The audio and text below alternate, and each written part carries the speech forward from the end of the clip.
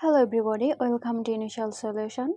In this tutorial, I will show you how to open a Word document in Google Docs. So let's get started the video.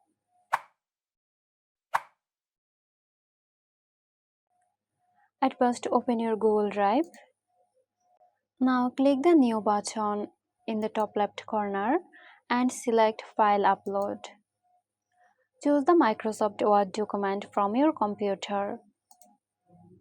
Once the upload is completed, find the Word document in your Google Drive and right click on it. Then click Open With and choose Google Docs. Google Docs will open the Word document in New tab. And that's it. I hope this video helped you out. Stay tuned for more helpful tutorials here at Initial Solution.